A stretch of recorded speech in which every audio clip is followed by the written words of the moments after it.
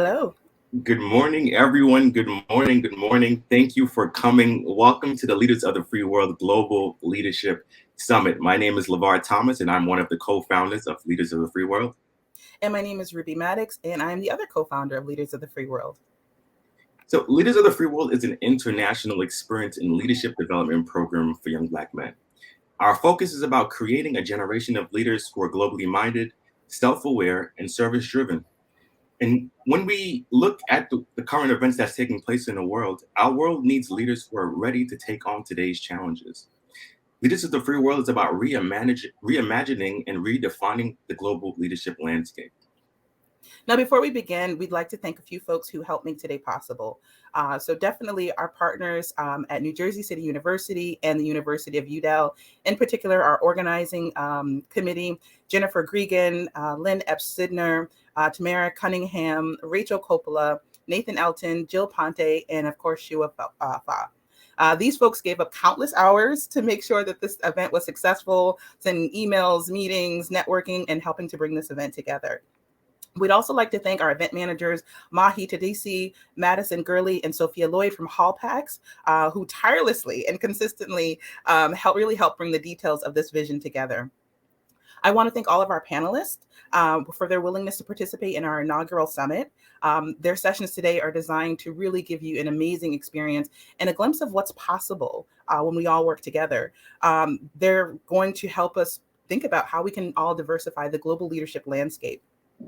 We'd also like to thank all of our participating schools who helped spread the word by inviting all of their students and helping us reach schools and students from across the country. We'd also like to thank our exhibitors, Amazaji Global Service Learning, United States Peace Corps, Howard University Diplomatic Fellowships, Culture Beyond Border, Cultural Vistas, and CAPA, the Global Education Network. Please be sure to visit their virtual booths and learn more about their resources and opportunities during the break. And we want to thank all of you for being here and making this possible. This is awesome. You all heard the call and showed up, and we are very grateful to have you here. We'd like to thank our board of directors who work on behalf of this organization and believe in this mission every single day. Please feel free to use the hashtag that you see below, hashtag LFW Global Summit, and know that links and resources, handouts will be sent after the summit. So back to you, LeVar. Awesome. Thank you, Ruby. So you might be wondering, what exactly is this global leadership pipeline? So the program aims to increase the number of Black men who study abroad, undergraduate and graduate, participate in international fellowships, and obtain global leadership opportunities. So this summit is the launch of this global leadership initiative. And the main premise of it is really to diversify global leadership around the world. When you think about Black men who are in these positions, the numbers are quite stark. So with this opportunity of bringing everyone together, we're looking to help with career readiness and development on a global scale. Think about the importance of international leadership development, but also provide a space for us to network and exchange contacts and really begin to build on those collaborations. So we'll be following up with all the attendees after the conference to provide links to how you can better engage in the Global Leadership Initiative for all of you that are here. So if you hear something that inspires you, please, as Ruby mentioned, use the hashtag LFW Global Leadership Summit. Global Summit. Yes, Global Summit. Now that we are done with the preliminaries, we are going to kick our summit off with a wonderful keynote. Terrance Bowman, and I'll read his introduction. Terrance Bowman is the Director of Diversity Campus Recruiting for Capital One. He's responsible for setting the strategic direction for the campus recruiting function across the enterprise. His team focuses on attracting top talent from HBCUs and HSIs, national partnerships and conferences, as well as through early engagement programs and events. Prior to Capital One, Terrance was the head of Global Technology Diversity Attraction, Communities and Inclusion at JP Morgan Chase & Co., and was responsible for developing strategies to attract, develop, and retain diverse talent across the firm's technology organization. He also led efforts to drive an inclusive culture of over 50,000 tech employees globally. You hear that, y'all? 50,000 tech employees. He held other leadership roles across JP Morgan's recruiting, infrastructure engineering, digital technology, and program management functions. Before joining JP Morgan, he was a software engineer manager at Accenture. Terrance is a certified diversity professional, CEDP, and a graduate of University of Delaware, Bachelor's of Electrical Engineering, and Widener University with his MBA. Terrance is a native of Chester, PA, and resides in Newcastle, Delaware, with his wife and two sons. Terrance enjoys cooking, live music, traveling, and spending quality time with his close family and friends. So now that you've heard his introduction, next you will hear from Terrance Bowman. Wow. So thank you, LeVar, for that amazing introduction. I'm so excited to be here with all of you Black Kings, wanting to learn and to delve into topics related to leadership. I promise you this day is going to be exciting for you, just as it is for me. I am extremely proud of what this organization is doing to move this agenda forward, to move this conversation forward, and to empower each and every one of you to be the best leader possible in this global society. So when I reflected on the topic leading while Black, I was quickly drawn to a poem by William Ernest Henley that I learned in college. It's called Invictus, and it goes a little something like this. Out of the night that covers me, black as a pit from pole to pole, I thank whatever gods may be for this, my unconquerable soul. In the fell clutch of circumstance, I have not winced nor cried aloud. Under the bludgeonings of chance, my head is bloodied but unbowed. Beyond this place of wrath and tears looms but the horror of the shade, and yet the menace of the years finds and shall find me unafraid. It matters not how straight the gate, how charged with punishments the scroll. I am the captain of my fate. I am the master of my soul. So I am the master of my fate. I am the captain of my soul. So there's a lot to unpack like with that poem. And when you have some free time, I want you to look it up. Invictus by William Ernest Henley. And I encourage you to really go into the deep meaning of each and every stanza. But for the purpose of this conversation here today, I want to position ourselves on the last line. I am the master of my fate. I am the captain of my soul. So when you think about leadership, like leadership is about that. Like that resonates with me in so many ways. You see, as a leader, you have an awesome responsibility to direct, to guide, to nurture, to develop groups of people for specific purposes that yield a desired outcome. So what are some of the key characteristics of a leader that are important for you to know and to learn and to grow and to develop, not just here today, but throughout your lifetime? See, leadership is a journey that never stops. It's not about the destination. It's about the steps that you take along the way and how you revive yourself in that leadership journey. So those key characteristics of successful leaders, obvious communication is one of them. Written communication as well as verbal communication. Being altruistic, having a purpose bigger than yourself. Someone that is empathetic, really wants to understand and learn about the people that they are leading. You have to be a logical thinker. You have to be analytical. You have to be a team player. You have to be a problem solver. You also have to be intellectually curious. You have to be a voracious learner. You have to stay relevant and be consistently and constantly reinventing yourself over time. That's very important. You want to be self-aware. You want to invest in yourself as a leader. A lot of times as leaders, we will pour into others and deplete ourselves. And as a leader, in order to stay the course and to maintain the race of leadership, you have to continuously edify your mental, physical, spiritual being in order to excel. You can't pour from an empty cup. So I encourage you that you continuously invest in yourself. And that's why on flights, the flight attendant will tell you to, if there's an emergency that should arise and the oxygen mask deploys, you should put the oxygen mask on yourself first before you can help others. Because if you don't have air to breathe, how then would you be able to support someone else to assist them in that emergency? So one of the main points that the characteristics that I feel like is so vitally important as a leader is to be an active listener. And my grandmother used to say, you have two ears for a reason. You should listen twice as much as you speak. You see, leaders don't listen to respond. Leaders don't listen to respond. Leaders listen to understand. They take a page out of Stephen Covey's book, 7 Habits of Highly Effective Leaders, Highly Effective People. Seek first to understand, then be understood. So being Black today represents literally everything in our culture and society, in music, in food, in fashion, in every field of human endeavor. We are there. So therefore, leading while Black presents an interesting and complex challenge as it relates to the exceptional expectations on what success looks like. So let me give you 3 tips on how to excel while leading. The first thing is to understand that leadership has no color. So when you're able to consistently deliver quality work with quantifiable results and create impact, you can compete with all of the best minds, movers and shakers around the world. 2, as a leader, you must pace yourself. As they say, Rome wasn't built in a day. I've learned very early in my career as a software engineering consultant that when you're presented with very difficult problems and you need to come up with a solution, you have to take a step back. You have to analyze the situation and really devise a solid plan.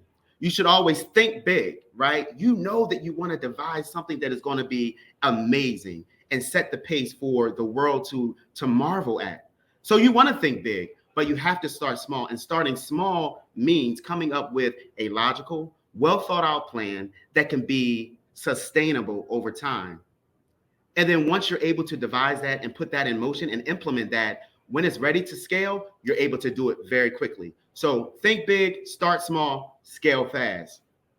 Then you want to focus on impact over activity, because you could do a lot of things. And many of us do this today on campus. You're involved with like 5 different organizations, but you may go to a meeting here. You may be able to be on one committee. You may have had to step back because you're overextended and you realize you're in school to get a degree and not for, a social, the social aspects, but that's very important too. So I'd rather you be a part of a couple things and do those things well. If a task is once begun, never leave it till it's done. Be the labor great or small, do it well or not at all. So pick those high impact activities that bring forth transformational change, that you will be revered as a game changer in the spaces and places that you occupy. So important. And in the end, leadership is a personal journey that can be incredibly rewarding as long as you recognize that you must be so methodical about taking control of your life, its outcomes, and what you want to do. Once you have successfully handled that, then you're going to be more equipped to empower those around you to be high-performing team members that can achieve amazing results. So in closing, I encourage you, be the master of your fate. Be the captain of your soul. Embody the principles of Invictus and charge forward into greatness. I'm Terrance Bowman, and I approve this message. Thank you for your time. Feel free to connect with me on LinkedIn. That's another great point about being a leader. You will stay well connected and achieve great things through the network that you surround yourself with. Iron sharpens iron. I'm so excited about this summit. I hope you have an amazing experience. And right now, I'm going to pass it over to Kashaita, who is going to be moderating a panel for you. And I hope you enjoyed today's summit. Look forward to connecting with all of you on LinkedIn. Have a great day and see you soon. Thank you, Terrance. And I knew we were going to be in for a treat. I knew you were going to share something great. When I heard that tagline, I am the master of my fate. I am the captain of my soul. Terrance, that was awesome. That quote is from William Ernest Henley, and I too know that poem as well. So hello, everyone, and welcome to the Black Men in Corporate and Global Leadership session of the Global Leadership Summit, a career conference for Black male college students hosted by leaders of the free world. My name is Kashaita McClellan. I use he, him, and his pronouns. And I'm a proud, unapologetic Black man. During Black History Month, I say that with even more gusto than I do on a regular basis. I also serve as the Director of Diversity, Inclusion, and Belonging for the National Association of Colleges Employers, also known as NACE, where I get to work with professionals from around the country on amazing initiatives and projects that advance equity in the spaces that touch early talent engagement. You can hear more and learn more about NACE at naceweb.org. That's NACEWEB.org. I also have the honor of serving as moderator for this session. I'm joined by two other professionals. Teo works for a global company, and Andrew works with many companies globally. We're going to learn more about them and their work during our time together. So let's meet them. Teo, let's start with you. Please share your name, company, and anything else you want us to know about you. Yeah, sure. Thanks a lot. It's great, definitely, being in this forum. My name is Taya. I grew up in Nigeria, and I currently work as a vice president at Morgan Stanley. But I think one thing I would note is, I've had a lot of experiences interacting with different people, but especially Black professionals across the globe. And an interesting fact is I'm also a twin as well. Okay, keep me honest because I don't want to mess up your name anymore. Is it Tai O? Did I say it right that time? Taya. Okay, great. Yeah. Mm-hmm. Andrew, same question. Your name, company, anything else you want us to know about you? Yeah, good morning. I'm still sitting here smiling from Terrance's remarks. Really looking forward to the discussion. Andrew Gordon, I'm the CEO, founder of an organization called Diversity Abroad. Founded Diversity Abroad at 25 years old. An organization whose focus is specifically on encouraging more students of color, students from other historically marginalized backgrounds to engage in global educational opportunities, whether that's study abroad, interning overseas, fellowships, and so on and so forth, all through a lens of how do we leverage those kind of experiences to grow as a person, grow academically, and get ready for a career. So doing that work, before that work, I was at Deloitte and another small consulting firm. And so just really excited to be here and speak with all y'all this morning. So thanks. Thank you, Andrew. So I've got a few questions I'm going to go through just to get us started. And then for those of you joining, you should have the option to communicate with us and share additional questions that you're having throughout our conversation. So let's just get started. And I'm going to just jump right in. Let's talk about leadership. I'd like to hear in your words, what does leadership mean? What is leadership to you? Start with you, Andrew. So I'll start by saying what leadership isn't. Leadership isn't a title. I think sometimes we think leaders like, oh, you got to be a CEO or you got to have vice president behind your name or so on. So those are positions. Those are maybe leadership positions, but you can be a leader at any stage of life, really. And Terrance hit on a lot about leadership. What I'll just add to that from my perspective is leadership is how you motivate and support those who are around you.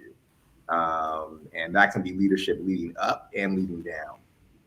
And so leadership shows up in a variety of different ways. You can be a leader on your campus. You can be a leader, obviously, when you're in the work world, in your community. But again, it's how you support and motivate and inspire those around you to be the best versions of themselves in whatever capacity that might be. Yeah. Outstanding. Thank you. Oh, go ahead. Oh yeah, and to add to that, I think leadership from kind of what I've seen over time, it kind of evolves. It takes very different forms, and I think leadership to some extent also kind of reflects how you act in times of uncertainty. I think in situations sometimes you expect the leader to have all the answers, and that's usually not the case. So leaning into your true core strengths in terms of your soft skills, like collaborating, but also putting aside your ego.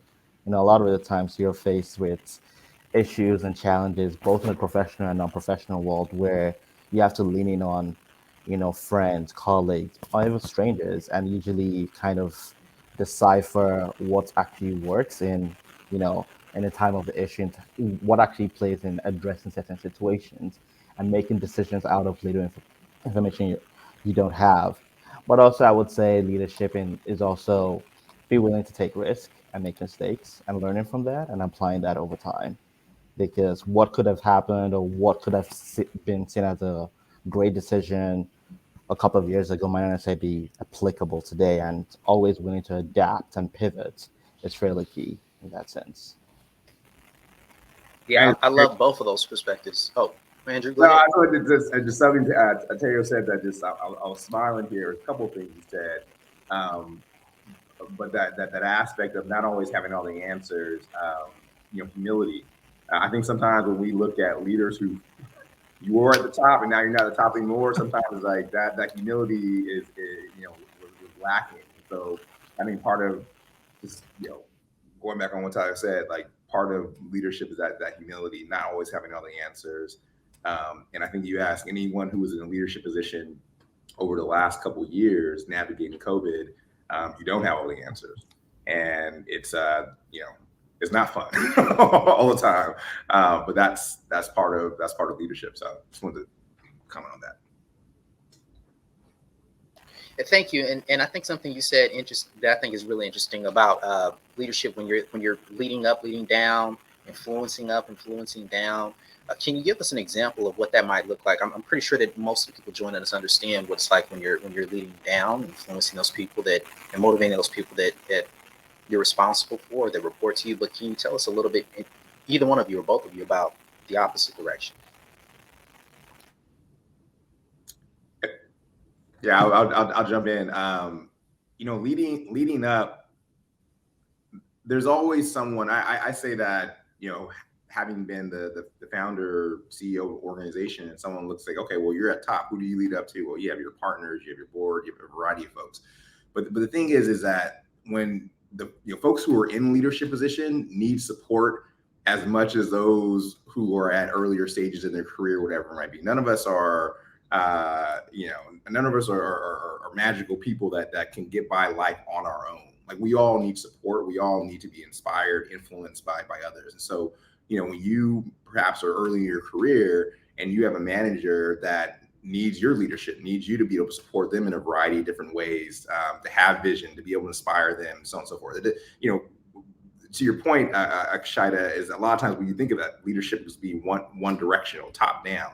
Leadership goes in a variety of different ways. So as you're in different spaces, and you look at someone, hey, that's a giant in my industry or in my workplace, you can still inspire that person. You can still be a leader to that person. So again, leadership, as I mentioned in the earlier part of my comments, leadership is not a particular position. It's a disposition, if you will, of who you are as a person and how you inspire and influence those around you, whatever role they may be in.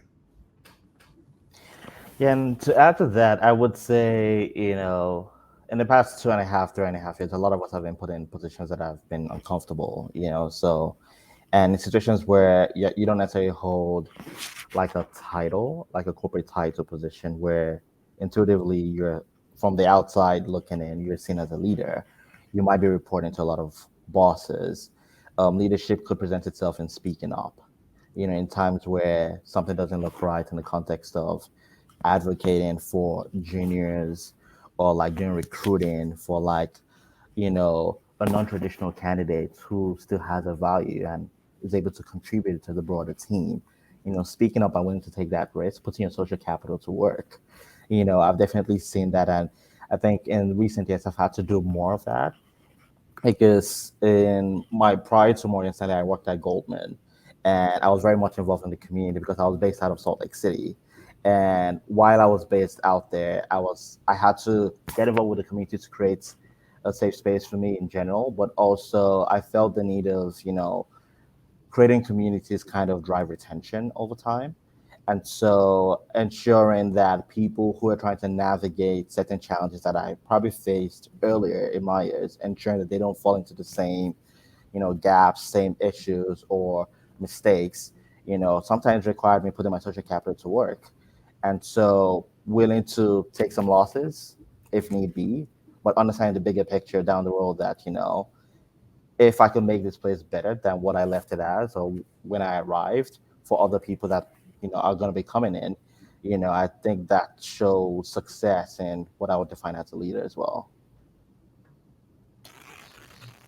Thank you. Yeah, appreciate all that perspective, and thank you for those nuggets and that clarity, gentlemen. I guess let's get a little bit more real. Okay, so let's get a little bit more real. So I'd like for you to share with us, both of you to share with us about your well, the question is, how have you experienced and dealt with racism and microaggressions, or microaggressions rather, and what practical advice do you have for students? I could start. So I would say in general, like in the workplace, you definitely get a lot of microaggressions. I would actually even say, before you actually get to the workplace, your journey to the workplace, you get a lot of subtleties. So it actually doesn't even start at the workplace. It could start your journey to the workplace on a day-to-day basis. To give you an example on my end, I think in general, I've had situations where, I'm trying to get an opportunity at work, to hopefully position me for a promotion. And it goes to a peer of mine who's not necessarily black, even though I'm doing similar work, or in some situations, more work and more involvement, but getting more like half the benefit, essentially. And that's definitely jarring because it doesn't really help that sometimes you are in white spaces where you more than likely are they probably the only black person in those spaces. And so there's a lot of pressure that comes with that because intuitively people look at you as a representative and you kind of represent every other black person that's going to be coming into the doors, you know, not knowing to them that all black people are not a monolith. We're all very different across the board. And so you can't really speak for every black person, so trying to educate them, but also in that sense, understanding your worth. The understanding your worth part has actually taken me time to actually get to that point. I wasn't necessarily like that when I got into the workforce because I actually see myself as more as an introverted extrovert, and so that took a lot of like, massaging in terms of like getting comfortable into those spaces. And the way I was able to like get that confidence was getting involved in affinity network. So the Black network at Goldman, I got involved in, to better understand people's journeys, what mistakes they've made, and how I could like avoid that, but also leverage their networks that they might have built to kind of deconstruct and demystify certain nonverbal cues within the workplace that I might not necessarily be aware of. So that could mean understanding and deconstructing feedback, leveraging networks, understanding the key stakeholders within the firm, and how to leverage that to my benefit. And so those were definitely steps I had to take, but steps that actually took a lot of like courage, risk, but took time as well. And in some situations you definitely get a little bit of scars because not things are not necessarily gonna fall into place as expected. And people's journeys are not the same, so certain results are not necessarily gonna reflect the same way as it probably did for others because different nuances kind of come into play in that sense. And so I definitely worked on that and I was able to get involved, and definitely, get promoted over time for projects and, find value in the work I actually bring to the team. But in addition to that, I also try to maintain the relationships with the network over time while I was in my prior firm, because I feel like sometimes when you get the benefit and people help you over time, you definitely don't want to forget people who actually helped you. I think it's one thing I've heard is more so like it's easy to go quick, rise quickly when you go alone, but you definitely go a lot farther when you go with like a collective. I try to, embody that in my day-to-day work and also in my career projection over time.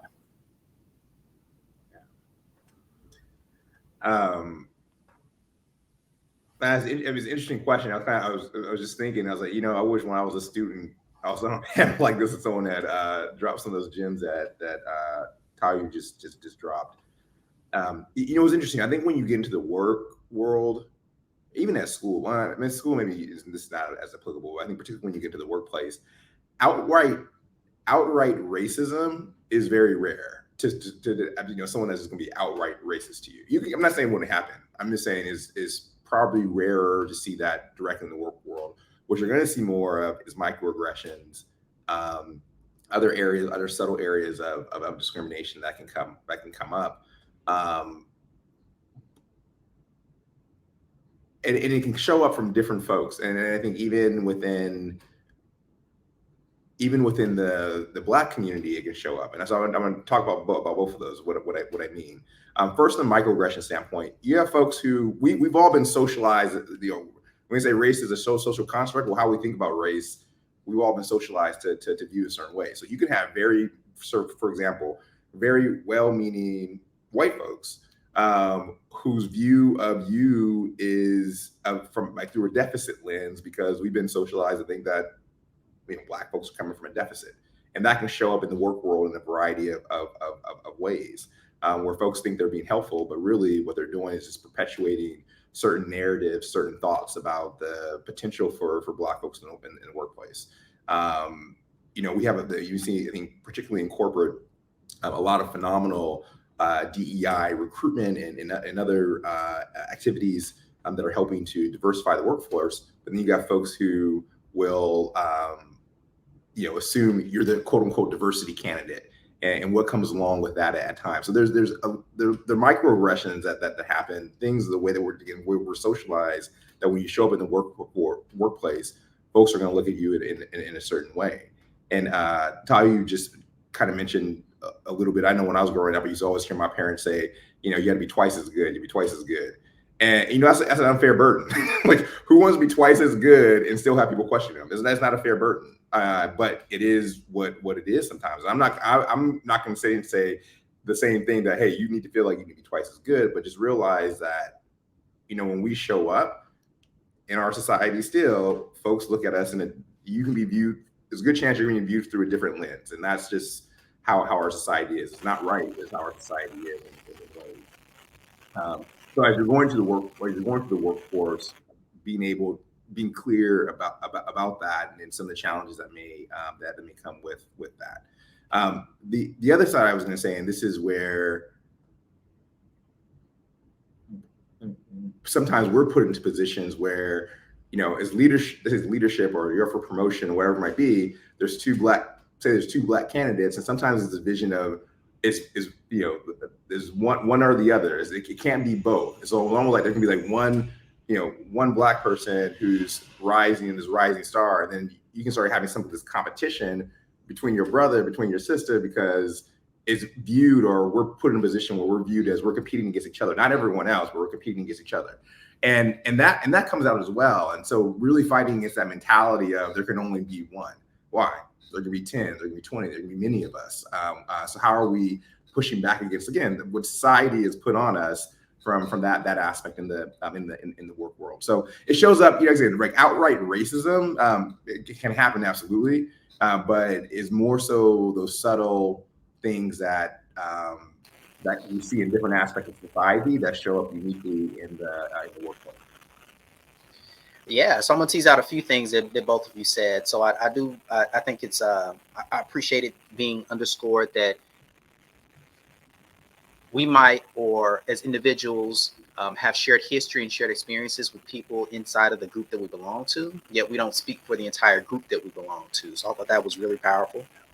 And also this notion of what you're talking about when you talk about white supremacy and how it's perpetuated by Black people and even well-meaning allies in some cases, right? So it's not right, but that is the world that we live in. And I also am reminded of something from, I'm Gary Carbon date myself when I say the Highlander series used to come on TV. There can only be one, right? And people would run around these throughout history, cutting other people down so that they can be the one standing. And that would be a human element. And I think maybe sometimes leaders have it, and sometimes maybe even people who are not leaders, but who are just working for colleagues might also embody some of those humanistic traits. We had a question in the chat from someone who wanted to know about those humanistic traits. So do you feel that people forget that leaders, let's talk about leaders, are just as human and make mistakes as well as the next person? Absolutely. Yeah, absolutely. It's you ever hear the phrase when folks say it's lonely at the top? I think it's true. I think sometimes the sense is because you are my manager, I report to you, or so on and so forth, you have all the answers, you're right all the time, and you can't fail. It's like failure is part of the human experience. And frankly, failure is part how we all grow in life. So part of what I was saying earlier, when you're part of leadership is managing up, managing down, or supporting up, supporting down. is realizing that those who are that maybe above you, if you will, from the organizational perspective, that there's going to be times when they fail, and that's just part of it. And that's not a time to pile on, but it's a time to say, how are we continuing to inspire, motivate, support those who are around us, because we're all humans, and again, failure is part of the human experience. Yeah, and I think one thing I would add to that is more so like, we're all gonna make mistakes. You might be starting as a junior, getting into the corporate world. You're never gonna be a junior all the time. You're gonna rise through the ranks at some point and be in those situations. I think the key thing is more so like, how do you react to failures? Do you kind of learn from your mistakes and apply key takeaways from that? But also, I think there are some ways that you could mitigate certain mistakes to some extent. You're still going to make mistakes, but you could like alleviate it a bit. And that comes into play with like surrounding yourself with diverse folks, not just diversity, but inclusion. Because I know sometimes what happens is people just, how like in school, you have the whole marketing materials and you have like that one black person to represent diversity. So it's not just diversifying your population, but incorporating them in the organization, occupying, positions of power, giving them a voice, making them key contributors. If you're able to do that, you get a lot of diverse viewpoints and perspectives that could alleviate certain, you know, mistakes or career shortfalls down the line, and you end up making better decisions and have better outcomes over time. Right. So thank you for that. I see some students are populating with additional questions, so I want to make sure that I honor those and get to those as well. So I think it was W.B. Du Bois talked about double consciousness, and I think Kendi, Ibram Kendi mentioned dueling consciousness, but some of us also know another terminology, which is code switching. So what are your opinions on code switching? Some say it's necessary, and some avoid it in protest is kind of small. I'm sorry, but how do you navigate it as a leader? So talk to us about code switching. I think when I think about code switching, I think is when you're in a state whereby you can't bring your full self to an environment. I would say though that in general, regardless of your race, in different forums, the way you talk to your friends, family, the cookouts, in the corporate world, it's slightly varied, but it's not necessarily a departure from you. It's just a different part of you. So we all multifaceted. We have different facets of our lives and whatnot. And in some situations, we kind of show different parts of ourselves in different forums. I think code switching comes into play whereby you're acting in such a way that's a departure from you and your actual core. And sometimes we, as Black men, when we go into those white spaces, we kind of need to put like a camouflage initially until we hopefully get to the point where we're comfortable. Comfortable being we feel like, we could bring our true self to work. And that could mean more so wearing our hairstyles differently that might not necessarily be attuned to like our white colleagues. That could mean, interacting or even speaking a different language. Because some people, you might be in a work forum and might be bilingual, and speaking other different languages could be make other people uncomfortable, like little things like that, you know. And so I think code switching, it's a real thing. It doesn't start in the workplace. Actually, it probably even starts even growing up, in schools, in spaces you're falling in because you're trying to fit in. Everyone wants to fit in. No one wants to be isolated or ostracized unnecessarily. And so I think we should definitely try in general to like find ways where we could have a sweet spot where we could like bring our true self to work, but also understand that like, understanding nonverbal cues as well in different spaces we do occupy and seeing what actually works and what actually doesn't work. But I think that's an ongoing thing, regardless of whatever level you reach, either at the junior level, if you become an entrepreneur, if you go on different forums, you always have to adapt and understand like the different cultural norms and how do you incorporate that in yourself. Outstanding. Andrew, I'm going to go ahead and jump to the next question, if you don't mind. So do you think the corporate world is making strides in creating a diverse and inclusive workforce? So I'm gonna pop that question over to Tayu, because I haven't been in the corporate world for a minute because I run my own business. But I will say is just looking back from when I started my career and I was in the corporate world, and from the outside looking in where corporate is now, that there's a lot more strides towards not just recruiting, not just looking at the quantitative this is what our representation is, but really thinking about what kind of experience are folks going to have when they come to work here. So just as Tayu was just mentioning about code switching, and this is for all y'all, when you're thinking about going to work somewhere, you have a choice. Don't diminish your value, your knowledge, what you bring to an organization. If you feel like you're going to go to an organization and essentially the entire time you're not going to be able to be you because they want you, they want the representation, but they don't actually really want you, well, then you have a choice in deciding whether that's the place that you want to go or not. And so yeah, so I'll just say that from that aspect. But to get deeper, I'll hit over to Tayu to get a little bit deeper on from the corporate world. I think over time there have been strides that have been made, and that may be more so in the context of like recruitment to Andrew's point. I think the big thing one is more, kind of what I mentioned earlier, inclusion. I think the big thing here is more so retention, the quality of your experiences. So yeah, so you might bring a lot of people into the door, but like if you're not putting them in places where they could like be key contributors, where they see their knowledge base, what they bring, their experiences is of value, you're not gonna stick around over time. You're gonna leave because everyone wants to be in a place where they feel valued and their contributions are like taken into consideration.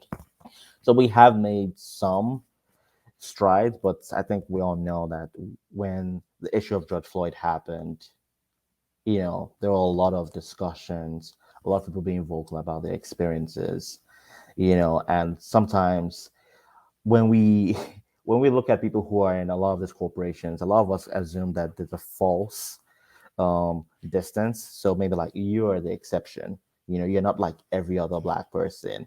And it's like, no, like when I walk out the doors, I'm just a Black person. No one knows who I am or what role. They just see me as a Black person. So that's kind of what they go off of.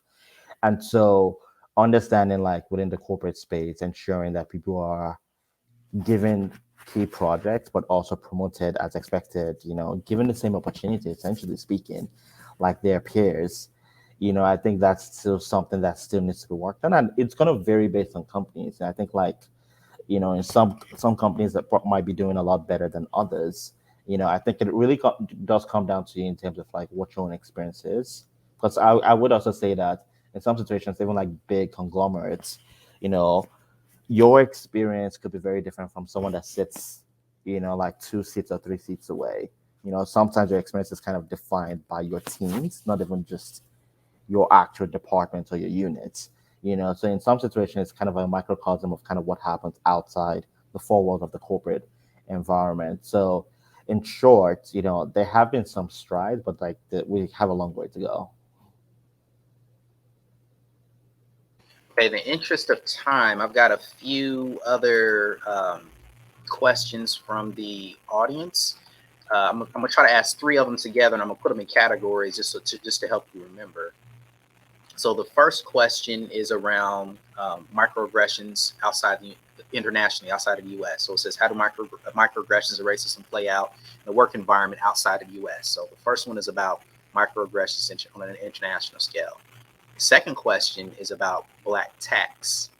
So you speak about failure, but sometimes failure for Black people, for a Black person, is not an option, or mistakes can't happen especially when people are really surviving, especially if people don't realize they're one check from losing their home and not having food, etc. What are your feelings on that? So I think it's about that Black tax. I think that's what that question is about. So they want to know your feelings about the Black tax and some of those other challenges that Black people have to go through. And the last one is about how can we thrive as leaders and support each other when some of our brothers and sisters still believe that only connecting with white people is a sign of success. So I guess whenever you're at the top, but you look like them, they don't see that as an ally or something like that for them to subscribe to. They feel like, they need to go a different direction. So again, microaggressions on an international stage, the black tax and some of those barriers that black people overcome, and then also that, I guess that I don't know, the imposter syndrome, not imposter syndrome, but that failure to be seen as a leader among people that look like you. So I could probably take it first. I could take the first one. And you don't have to do all of them, but just the pieces that you want to speak to. Yeah, for the first one, I think in terms of the in the context of the microaggressions outside internationally, essentially like racism outside, I think it varies. Like, okay, so I grew up in Nigeria, right? And in Nigeria, I never actually really experienced racism because everyone is black. So my experience coming from Nigeria to college here is slightly a bit nuanced and different from someone who actually grew up in the United States. And so when I did come to the US, I kind of had to understand those subtleties. I was kind of oblivious to that because, like, back at home, growing up, everyone was black. People who owned organizations, companies, they all looked like me, and even like adverts, and whatnot. So understanding that coming here, when I came here to really understand like the culture, and how the nuances, how they actually do play out, and things to know just for my safety in general was kind of pivotal. I think in general, in terms of like how racism plays over time in terms of different countries, it kind of varies. In some situations, from when I went, so in college, I actually went to China for like a study abroad, and in there, they just look at you as more so black. There's no differentiation of what type of black you are, and it's more so out of curiosity, in terms of like your hair, your skin, So I think another thing is more so like the intention behind it, because some people just haven't seen black people in some spaces outside of the US, and so the way they kind of lean in is based on ignorance than anything else. I'm gonna go quick because I got something to say about all three of those questions. Go for it. Just on the international one, what I would say is that, listen, the black experience, there are many parts of the world where media has shaped how people view black folks. I mean, here in the U.S., media has shaped how folks view black folks. So you can be traveling. I've had the opportunity to travel, travel quite a lot internationally, and you have folks that their perception of black folks, positive or negative, is based on what they see on media. And what I'll also say is that being a Black American can be a different experience than being African. And I've had folks tell me that many times. Once you show that blue passport, if you're coming from the U.S., and sometimes you're treated differently than our brothers that might be coming from somewhere on the continent in the same country. So the Black experience is definitely not monolithic here. It's not monolithic as you travel around the world as well. And so do your research as you're traveling, as you're thinking about work assignments, study abroad, and things like that. On the Black tax, that's real. And sometimes we got to put our head down and be in situations that are not the best situations because we got to pay rent, we got to get food. But even in those kind of situations, how are you planning your next move? So if we're in a situation that's not working for us, but we need that. It's just core. We need that. Sometimes it's not right. It's not. I'm not saying this is something that's not ideal at all. But sometimes we got to continue on for a little bit until we can move on to the next thing that puts us in a situation that's a better situation for us mentally, emotionally, and otherwise. And the same tax is perfect. That's exactly what it is. It's a tax that we as Black folks have that other folks, the other races don't always have. So on the Black tax. On the last question around Black allyship within the corporate setting, the folks that feel that aligning themselves with white folks is the only way of getting to the top, or that's what real success looks like, that's just self-hatred. There's nothing more than self-hatred. So that's Tayu was just mentioning becoming great, growing up in Nigeria, business owners, government leaders, everything. You see Black folks at all aspects of society that are thriving in a variety of ways. in my conversation, particularly with folks from the continent that have grown up with that experience, that mentality doesn't exist. That's a mentality that's a lot of times very specific to, not always, but a lot of times very specific to Black Americans, where we haven't had that. Those of us that are descendants of slavery haven't had that. But white supremacy, that sense that white is right, white's the only way, that can influence everyone. So if you're in that kind of situation, finding your allies, those that appreciate that leadership success comes in a variety of ways. Let that be your tribe, and those that want to go the other route, let them do them. But you focus on connecting with the folks that are going to support you, and you be that person that when someone's coming up behind you, you see that Black brother, you see that Black sister, say, you know what, I got you as well. So when we say lift as you climb, continue to do that. Yeah, I'm going to go ahead and give you a virtual amen, and I'll go ahead and say that I do believe that, because it's true, white supremacy infects and impacts everybody. It's not just one group of people. It really relegates all of our lives in some kind of way, or impacts and influences some kind of way. Before we conclude, we got time for one more question. So I'm going to ask one more question. And I'm also going to put a challenge out to the students joining us to get your passport. If you don't have a passport, get your passport. Passports are good for 10 years. You might not be getting ready to go on an international trip today, but if you are ready, you don't have to get ready whenever that international opportunity does present itself. A lot of schools allow, and they do have some type of study abroad opportunity, and sometimes you might just come across that sometime in the future. So I challenge everybody here to make this the year that you get your passport. Get your passport.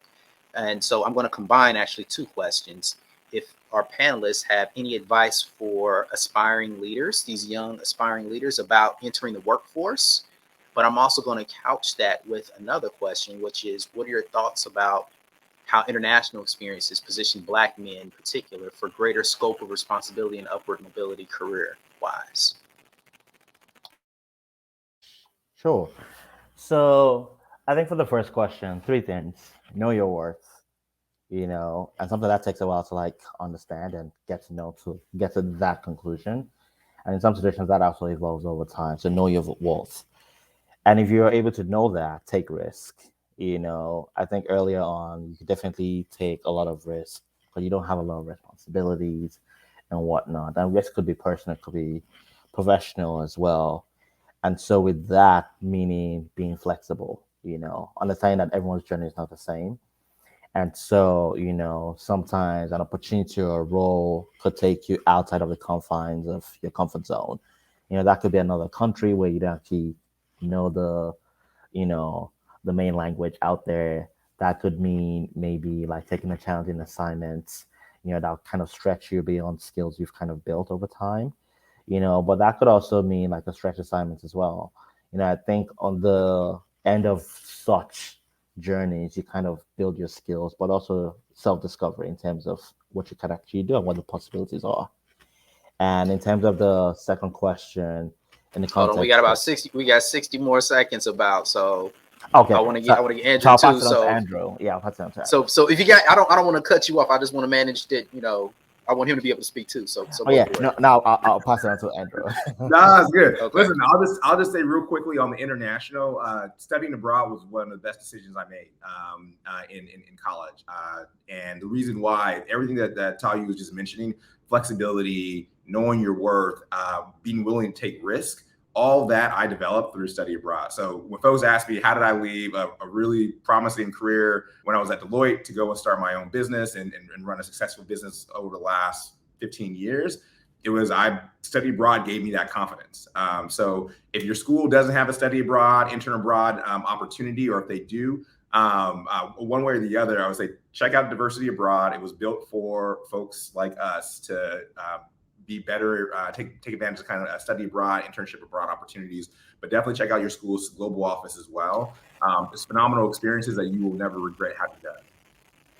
Outstanding. So this concludes this session. Appreciate everyone joining us, and I'll turn it back over to Ruby and LeVar to take us through the rest of the agenda.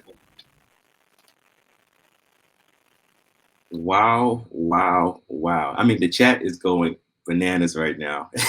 Thank you so much, Kachida, Tayo, and Andrew, for that remarkable conversation and just But Terrance, dropping words of wisdom. I'm taking notes, got my book and my pen, writing out all the gems. But we just want to thank you so much for that important conversation. And I'm sure the students and participants who are in the chat, view it the same way.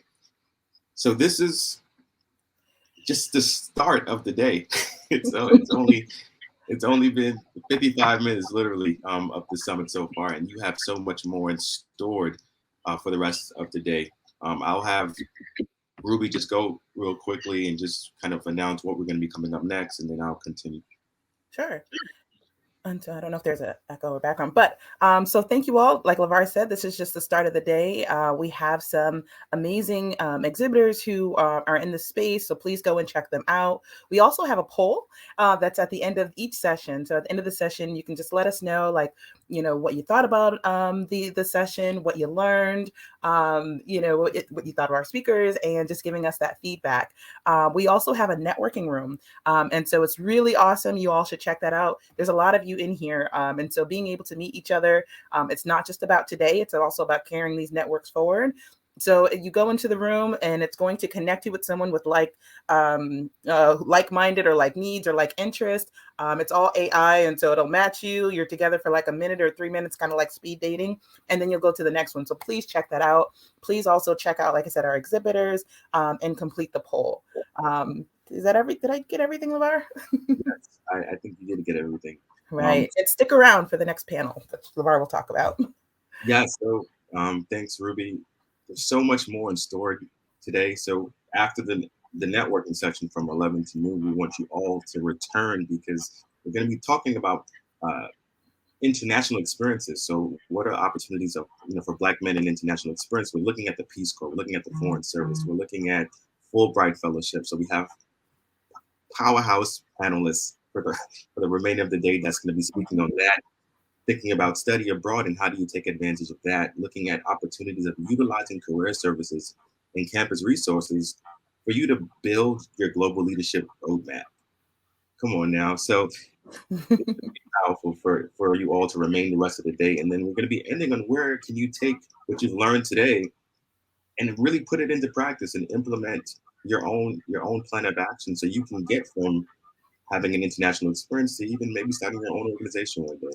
So stay tuned, take advantage of the networking session. Of course, the exhibitors who are in the hall waiting for you, and we will see you back at noon for our next session. Anything else, Ruby? No, that's it. Thank you all. See you soon. See you soon.